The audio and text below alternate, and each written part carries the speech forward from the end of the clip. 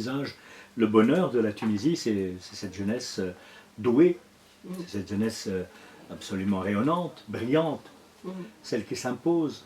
Quel bonheur pour Mohamed Ben Ataya que j'ai connu, oh là là, je l'ai connu enfant, et qui a toujours été un passionné de cet art, de Majd Mastoura, l'excellent comédien qui a remporté le prix du meilleur comédien, d'être sur scène avec Meryl Streep, que demander de plus à Berlin, et avec l'excellente et notre amie, notre adorable Dora Bouchoucha, la productrice, Elina Benchaben, qui sont mis en quatre pour retrouver les 4 sous pour faire un film, vieille histoire.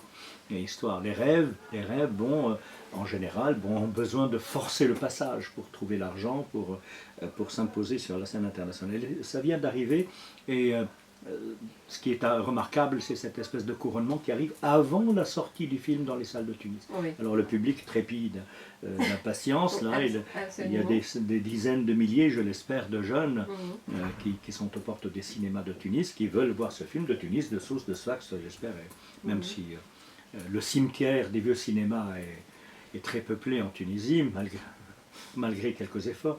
Mais en tout cas, c'est un vrai bonheur de commencer un peu la carrière de ce film par ce couronnement et puis de le voir avec le public tunisien et algérien bientôt, j'espère. Oui, on l'espère aussi. En tout cas, la sortie est annoncée peut-être pour ce printemps, en tout cas dans les salles tunisiennes. C'est important vraiment, ce prix Selaja Farhad, surtout que ce film a marqué le retour du cinéma, non seulement tunisien, mais arabe, au Festival de Berlin. Après 20 ans d'absence. Oui, tout à fait. Berlinale, c'est une très importante rencontre cinématographique et qui est très regardée, très suivie, etc., parce qu'elle a de l'audace. C'est un festival audacieux.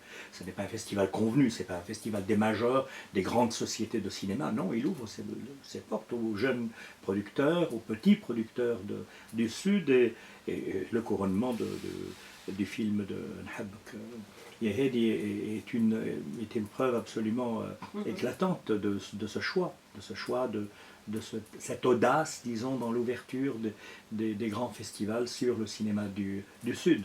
Je n'aime plus le terme tiers-monde, le Sud. Voilà.